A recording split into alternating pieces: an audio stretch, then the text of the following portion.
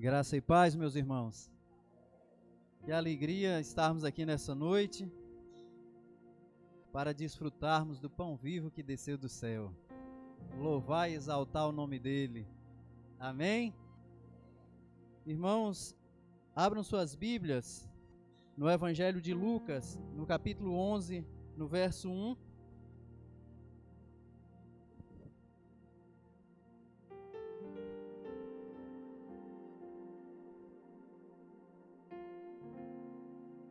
Quem encontrou diz amém.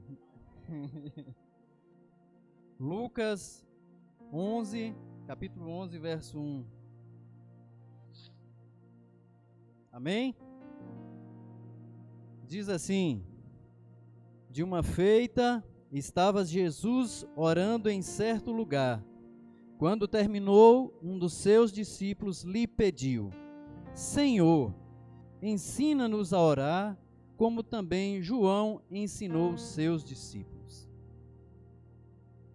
Irmãos, esse mês nós estamos trabalhando um livro do irmão R.C. Sproul, que fala da oração. A oração muda as coisas. É uma pergunta que é o título, o nome desse livro. E já foi trabalhado as 2 semanas anteriores. Primeiro se falou do lugar da oração e a semana passada o propósito da oração. E nessa semana, hoje nós vamos dar continuidade. Irmãos, esse pedido dos discípulos para que Jesus os ensinasse a orar. Quando nós vemos, João cita no final do seu evangelho, o último versículo do evangelho de João, ele faz a citação de que Jesus fez tantas coisas que nem todos os livros do mundo caberiam. Se nós fôssemos citar algumas coisas, das mais cabulosas, Jesus andou sobre as águas.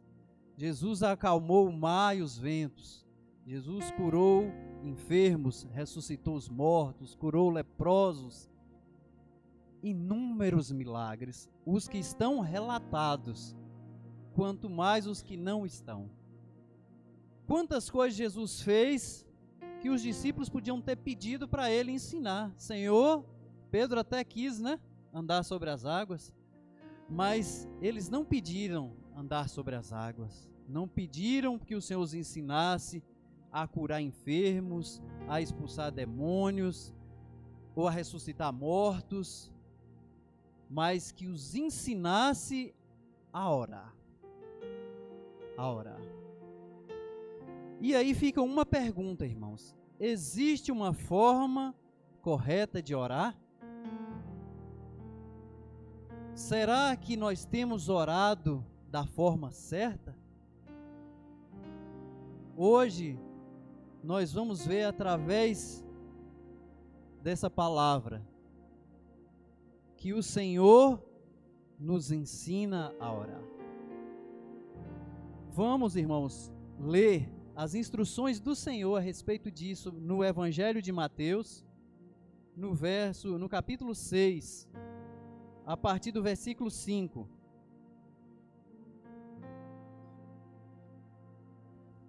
Amém?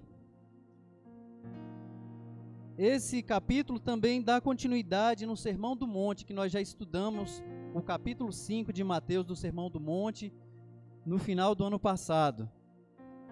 Diz assim: E quando orardes, não sereis como os hipócritas, porque gostam de orar em pé nas sinagogas e nos cantos das praças, para serem vistos dos homens. Em verdade vos digo que eles já receberam a recompensa.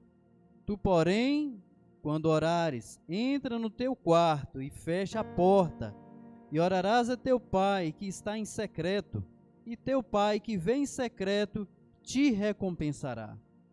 E orando, não useis de vãs repetições como os gentios, porque presumem que pelo seu muito falar serão ouvidos. Não vos assemelheis, pois, a eles, porque Deus, o vosso Pai, sabe o que tendes necessidades antes que lhe peçais. E no verso 9 diz: portanto vós orareis assim. E ele prossegue e diz: Pai nosso, que estás nos céus, santificado seja o teu nome, venha o teu reino, faça-se a tua vontade, assim na terra como no céu. O pão nosso de cada dia dá-nos hoje, e perdoa as nossas dívidas, assim como nós temos perdoado aos nossos devedores.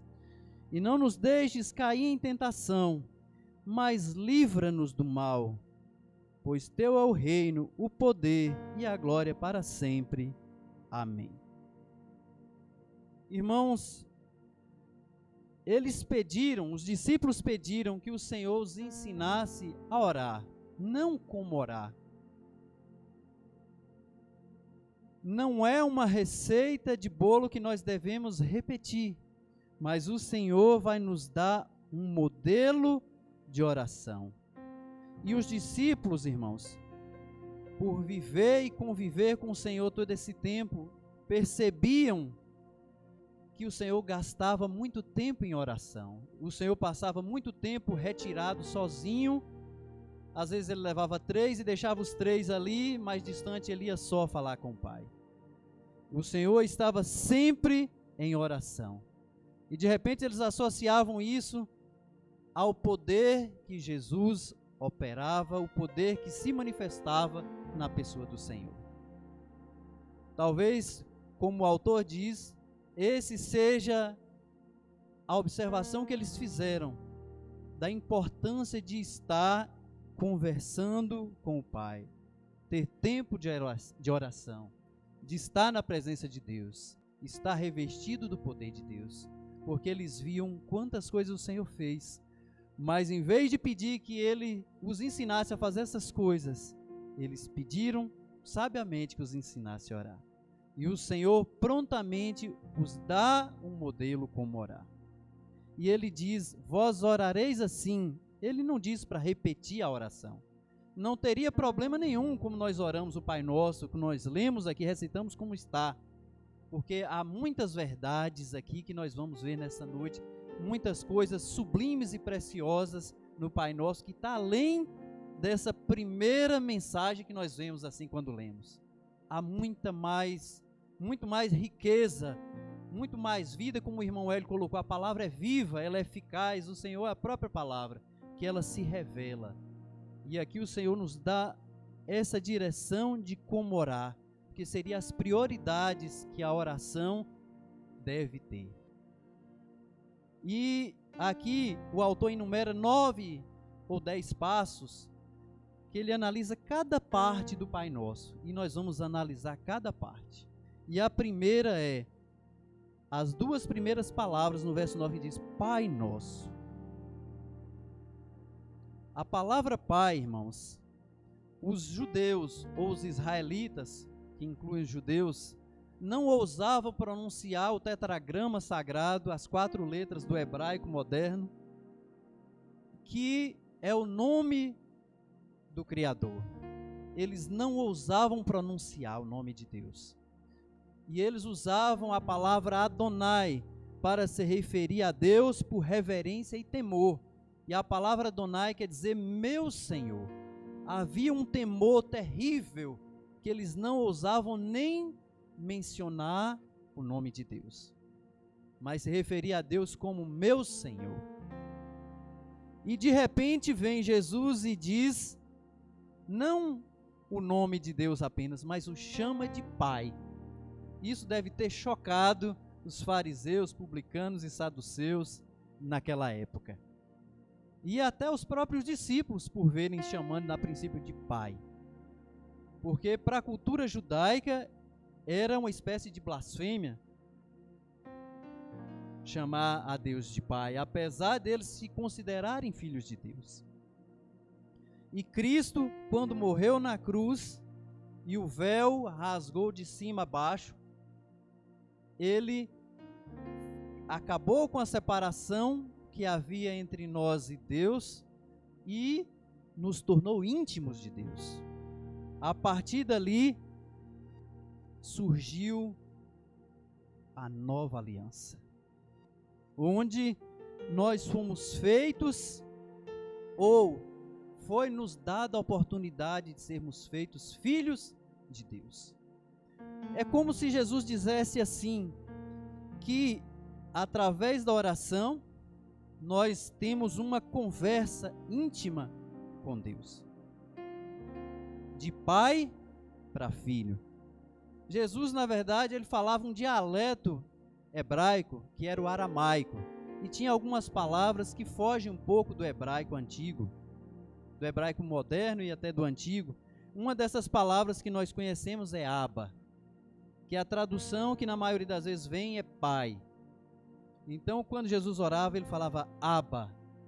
Mas, na realidade, uma tradução mais real seria papai. Talvez para nós aqui no Nordeste seria painho. Uma coisa bem íntima, bem próxima. Porque o filho falar o nome do pai, o pai acha até estranho. Para o pai, a intimidade é quando o filho fala papai. Então, o Senhor, quando ele morreu ali na cruz, ele nos deu a oportunidade de ser filhos de Deus. E essa oportunidade, irmãos, João escreveu isso no capítulo 1 do seu evangelho. Vamos ler, porque é algo assim central. João 1, no versículo 12, diz assim: amém? Mas a todos quantos o receberam, deu-lhes o poder de serem feitos filhos de Deus. A saber, aos que creem no seu nome, os quais não nasceram do sangue, nem da vontade da carne, nem da vontade do homem, mas de Deus. Irmãos, essa palavra poder, na verdade, ela denota autoridade. Ela seria uma condição de privilégio que nos foi outorgada. Nos foi dado o privilégio de nos tornarmos, de sermos feitos filhos de Deus. Filhos de Deus. Aí nós nos perguntamos, e muitos pensam que todos os homens, todos os seres humanos são filhos de Deus, como a gente ouve por aí. Mas não é o que a palavra diz. Não é o que a palavra diz, que todos são filhos de Deus, não. Nós acabamos de ler que quem receber a Jesus foi dado o poder, o privilégio, a autoridade de ser um filho de Deus. Ou seja, nem todos são filhos de Deus.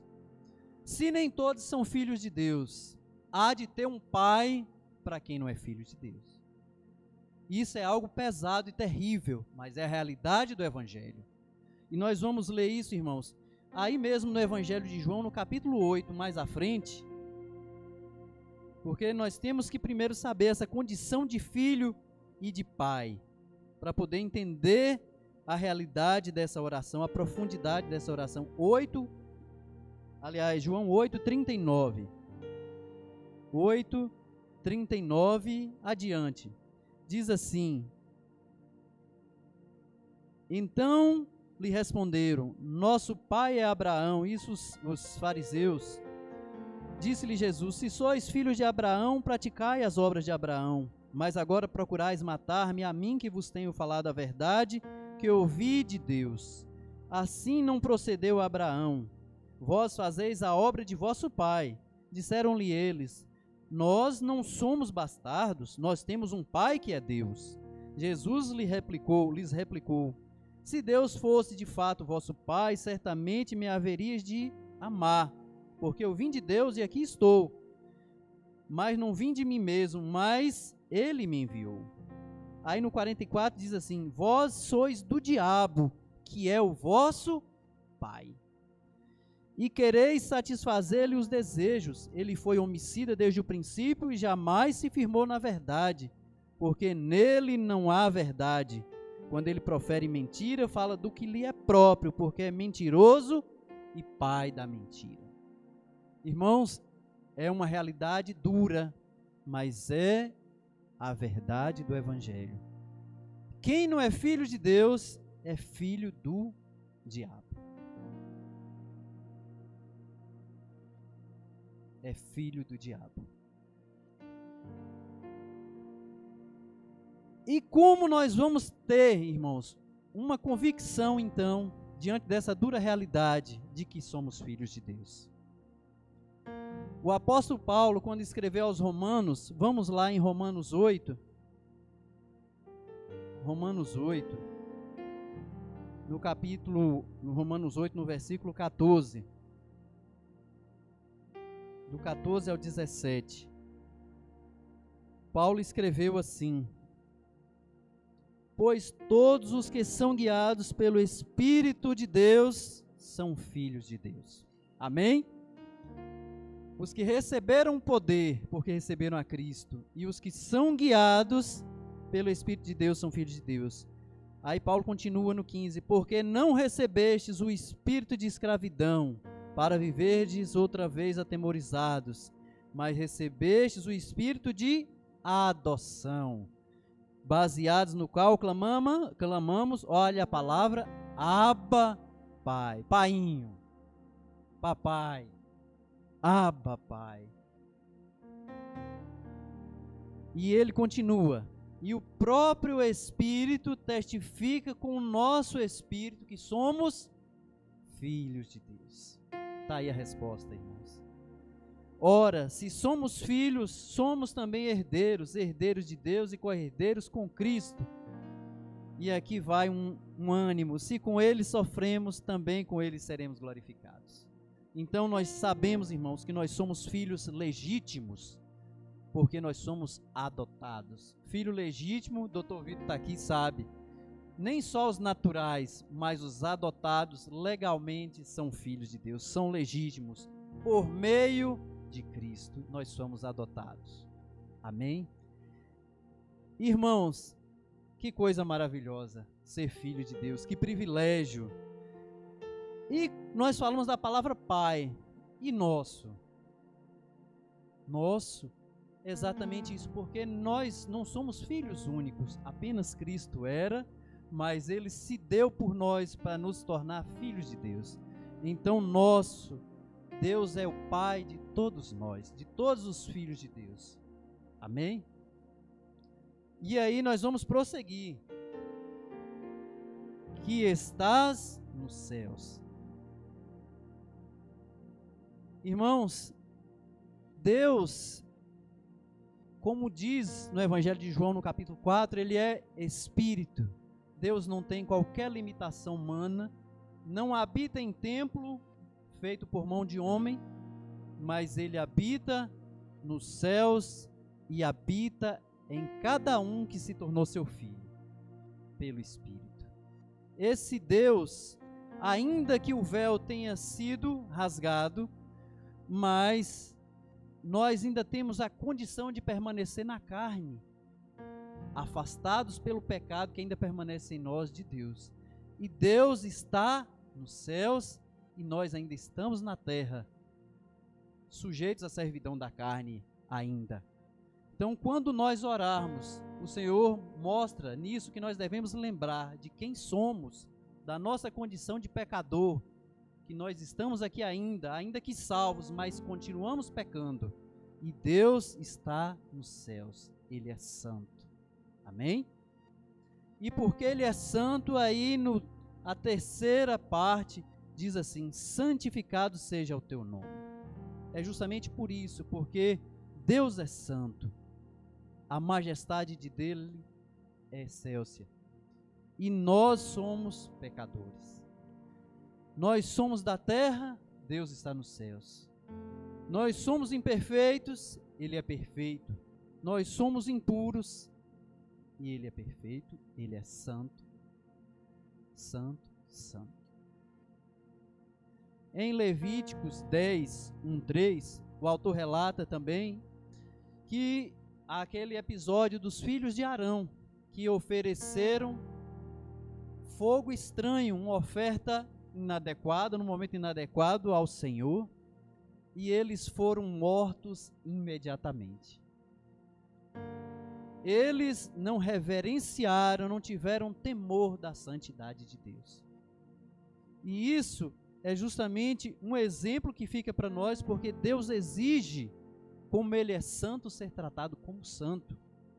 Ele zela pela sua honra, Ele zela pela sua glória e majestade. Então, irmãos, aqui, santificado seja o teu nome. O Senhor nos mostra que uma das nossas prioridades em oração e em vida é santificar o nome de Deus, é manter o nome de Deus santo, é exaltar o nome de Deus. Amém? E a honra, como nós cantamos aqui nos louvores, eu não conhecia aquele primeiro louvor, que coisa linda. A oração, nós louvando e adorando o Senhor através da oração. A honra deve ser exclusiva de Deus.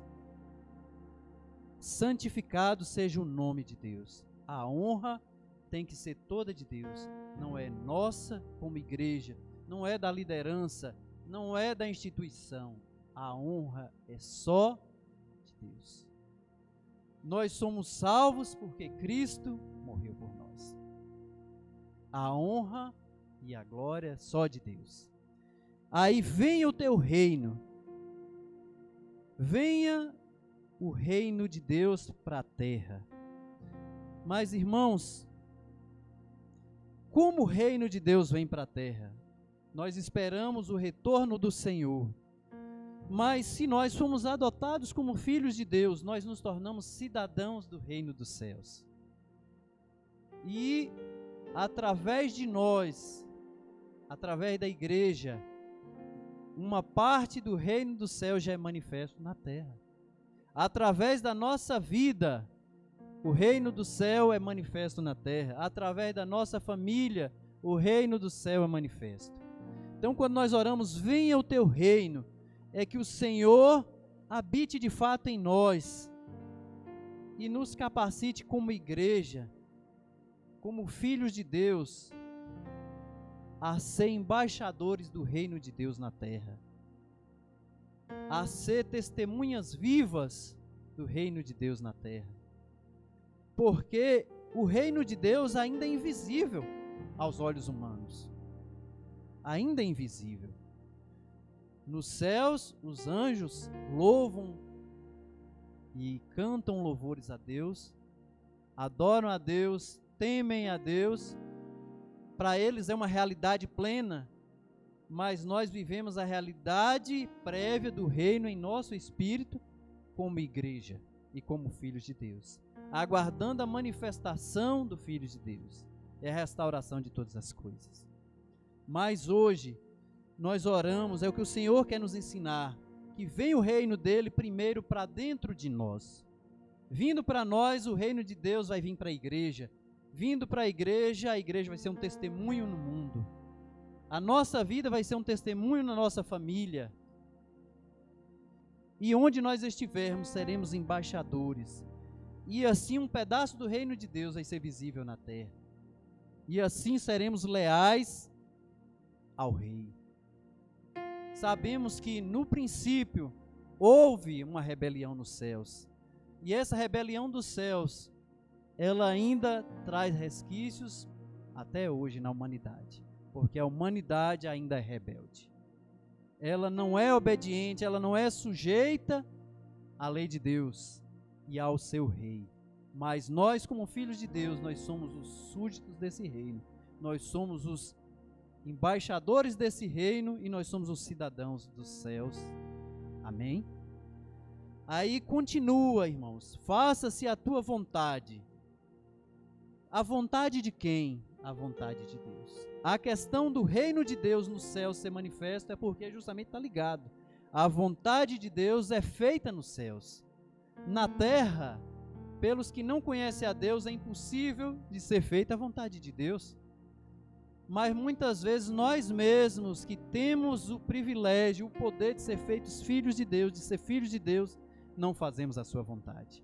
Então nós temos que orar para que a vontade de Deus, nós sejamos obedientes à vontade de Deus, revelada nas Escrituras, que são os seus mandamentos para nós, os mandamentos de vida e não de morte. Assim na terra como nos céus, é a sexta parte. Se refere, continuando a mesma sentença, à obediência. O Os céus são os céus porque há a obediência à vontade de Deus. A terra ainda é o que é porque não há obediência à vontade de Deus. Os mandamentos de Deus não são obedecidos. Então, que a vontade de Deus seja feita na terra como é nos céus, deve ser também uma das prioridades da nossa oração. Que a vontade de Deus seja feita, mas primeiro em nós. Porque é fácil orar para que a vontade de Deus seja feita na igreja, na vida do irmão, mas que primeiro ela seja feita em nós. Amém? Que a vontade de Deus seja feita, que nós possamos compreender qual é a vontade de Deus, porque a vontade de Deus traz honra para Deus e torna o reino de Deus visível na terra através de nós. Amém? Então nós devemos, irmãos, até aqui, a nossa oração, ela vai trazer honra, glória, louvor, exaltação a Deus antes de pedir qualquer coisa, antes das nossas petições. Amém? Vamos continuar. Aqui é rico demais, irmãos. Aí diz assim no 7: o pão nosso de cada dia dá-nos hoje. O irmão Hélio falou aqui que de fato Deus não deixa seus filhos passar necessidade. O pão diário, o pão nosso, o Senhor ensina-nos a pedir aquilo que é a nossa necessidade, não o supérfluo, irmãos. O Senhor não nos ensina a pedir a Deus luxo, vaidade, riqueza, glória nesse mundo. Ele nos ensina a pedir o necessário. O provérbio, eu não me recordo qual provérbio, mas há um provérbio do rei Salomão que ele diz, em oração, pedindo a Deus que não dê nem a riqueza nem a pobreza, mas o necessário. Porque o Senhor sabe de tudo que nós necessitamos. E a palavra diz que nenhum justo mendigará o pão. Amém? Então, que nós não sejamos como o povo de Israel no deserto, que quando Deus supriu o maná, e todo dia tinha maná do céu, mas eles queriam carne e murmuraram. Mas que nós recebamos o maná vivo que desceu do céu, que é o Senhor Jesus, e nós regozijemos nele todos os dias como alimento, que é aquele que supre as nossas necessidades. O irmão Hélio citou o Salmo 23, o Senhor é o nosso pastor e nada nos faltará. Amém, irmãos? E com isso o Senhor quer nos mostrar duas coisas: que nada do que temos, nada do que somos é mérito nosso. É tudo Deus que nos dá, desde a vida. Amém? O 8, irmãos, a 8ª sentença diz: perdoa as nossas dívidas, assim como temos perdoado aos nossos devedores. Isso aqui é um pouco complicado, né? Mas não. Isso aqui é uma repetição que o Senhor faz do que ele já havia dito no capítulo anterior de Mateus, no sermão, no início do sermão, nas bem-aventuranças. Ele disse algo parecido: os misericordiosos alcançarão misericórdia. Mais ou menos a mesma maneira de dizer. Mas dá a primeiro entendimento de que parece que nós pedimos a Deus como que Ele deve nos perdoar porque nós perdoamos os que nos ofendem. Mas não é essa a realidade que o Senhor quer ensinar. A realidade é que pessoas que foram salvas, pessoas que realmente receberam o privilégio de ser feitos filhos de Deus, que tiveram seus pecados perdoados. E que pecados? Pecados impagáveis. Nós não teríamos condição de pagar os nossos pecados. Nós éramos devedores, incapazes de pagar as nossas dívidas para com Deus. Mas Ele mesmo enviou seu Filho para pagar um alto preço por nós. Então, irmãos, o perdão que nós damos ao nosso semelhante, se nós de fato somos filhos de Deus, se nós de fato somos guiados pelo Espírito, nada mais é do que a evidência dessa realidade, a evidência da salvação. É como se o Senhor dissesse aqui que as pessoas perdoadas perdoam outras pessoas. É o natural. Pessoas perdoadas perdoam pessoas. E não há nenhum mérito nosso também da mesma forma em perdoar. É simplesmente a evidência de que nós fomos salvos. É o dever de quem foi salvo. Porque se nós perdoamos um irmão, uma dívida que não era impagável, uma ofensa pequena comparada com a ofensa do nosso pecado para com Deus.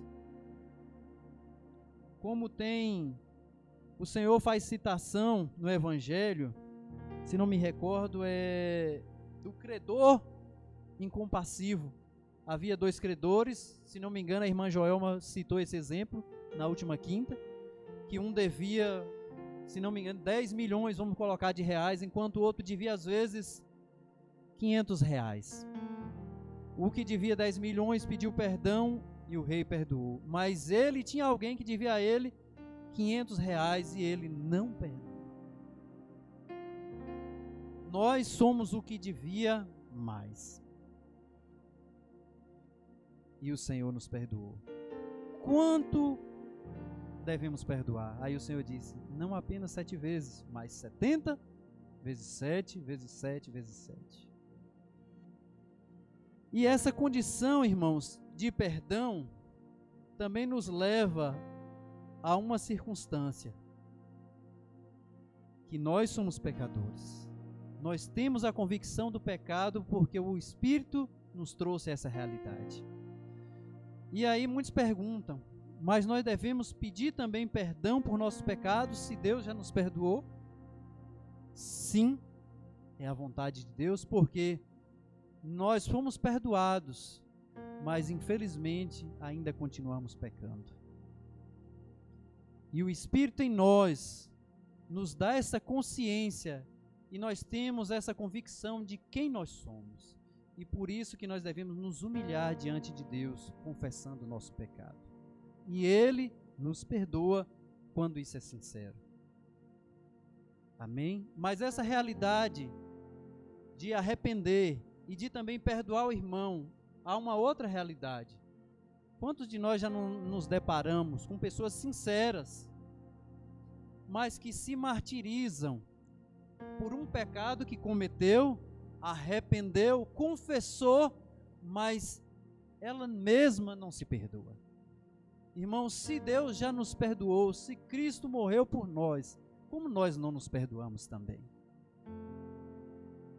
Nós temos que nos perdoar também, se de fato nós arrependemos, o perdão de Deus é real. Amém? Então, isso é admitir a nossa culpa, aceitar o nosso perdão, é o que nós devemos fazer, porque nós temos o Espírito. E no 9 diz assim, a 9ª parte, não nos deixe cair em tentação, mas livra-nos do mal. Irmãos, no Evangelho, na carta de Tiago, no capítulo 1, versículo 13, diz que Deus não tenta ninguém. Então, só há 2 formas de nós sermos tentados, pelo diabo, e Tiago também diz, por nós mesmos, pela nossa cobiça. Deus não nos tenta, Deus apenas nos testa ou nos prova para edificação e crescimento. Amém? Então, quando o Senhor diz assim, para nós pedirmos, para que Deus não nos deixe cair em tentação, é justamente isso que nós devemos admitir, a nossa fragilidade, que ainda estamos na carne, para Ele nos guardar de nós mesmos e também das investidas espirituais do diabo, que é uma realidade que muitos negligenciam. Há uma batalha espiritual onde os nossos olhos não podem ver, mas ela é real. E que Deus nos guarde dessas ciladas que o inimigo possa nos armar. Nós devemos pedir isso por nós, pela igreja, pelos nossos filhos, pelas nossas famílias, pelo povo de Deus. Que Deus nos guarde das tentações do inimigo de nos desviar da verdade. E aí ele continua, nos livra do mal. Essa palavra do mal, ela seria melhor traduzida, na verdade, por maligno. Ou seja, livra-nos do maligno, que é o próprio diabo. Livra-nos do maligno. Na oração sacerdotal que o Senhor faz em João 17, ele fala assim, não os peço, intercedendo ao Pai pelos discípulos, que os tires do mundo, mas que os guarde do mal. É a mesma palavra. É uma palavra no grego que a tradução mais correta dela, em vez de mal, é maligno. Ou seja, nos guarde. E ele pede depois nessa oração sacerdotal que guarde os discípulos do maligno, das tentações que o maligno faz. Assim como ele intercedeu por Pedro, para que o diabo não cirandasse na vida de Pedro. Ele diz, Pedro, o diabo pediu para cirandar na tua vida, mas eu intercedi por ti. Então o diabo, ele intenta fazer de nós o mesmo que ele fez, que ele intentava fazer com Pedro, para destruir a nossa fé, destruir a nossa vida, destruir a nossa família e destruir a nossa comunhão com o Pai. Então Jesus pede que não nos tire do mundo, mas que nos guarde das investidas do maligno. E por fim, o Senhor, na realidade, tem um texto em 1 Crônicas 29:11, que traz essas palavras, mas se vocês olharem na Bíblia, ela está entre colchete, é porque ela não está nos originais do Novo Testamento, que diz assim, pois teu é o reino, o poder e a glória para sempre, amém.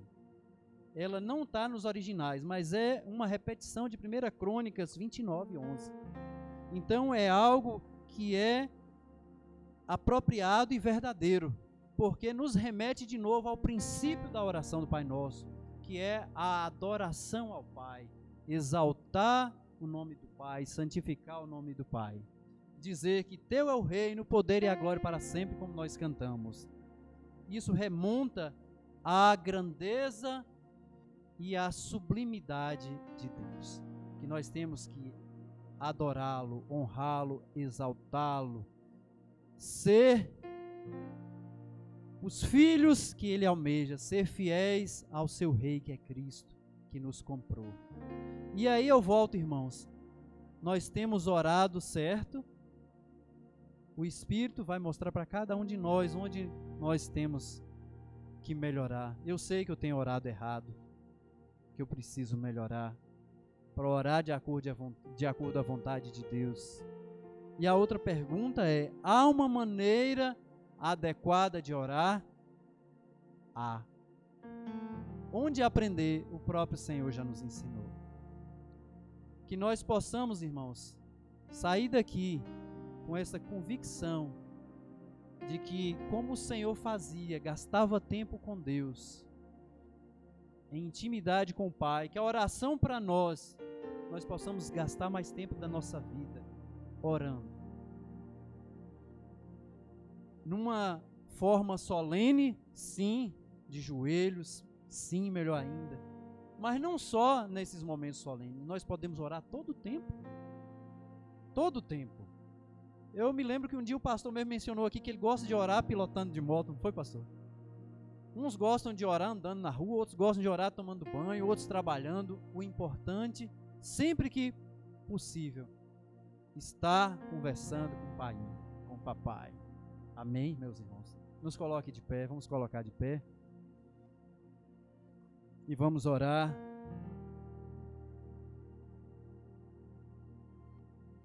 E a semana que vem, irmãos, se assim Deus permitir, terá outro irmão, outra irmã aqui dando continuidade, e a parte 4 vai dizer justamente disso, da prática da oração, onde vai continuar, que nós não percamos, porque tem sido rico demais aprender sobre a oração, sobre como conversar com o nosso Pai. Amém?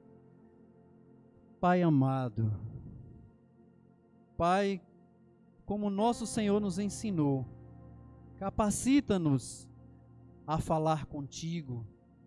Ele mesmo disse que tudo que pedirdes ao Pai em meu nome, orando e crendo, eu farei. Mas certamente ele se refere a tudo aquilo que é feito, é pedido de acordo à tua vontade, Pai.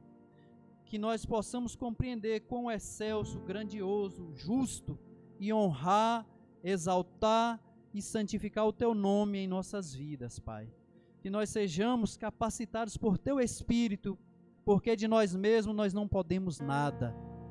Pai, no nome de Cristo Jesus, teu Filho amado, que nos comprou com seu sangue, que nós possamos todos os dias nos voltar a Ti como Pai, e adorá-lo, e exaltá-lo, e entregar as nossas súplicas diante de Ti, mesmo que o Senhor já as conheça, ainda assim que nós possamos entregá-las a Ti, sabendo que Tu és o nosso Pai, que cuida de nós em todas as coisas. Em nome de Jesus é o que nós Te pedimos e Te agradecemos, Pai. Amém.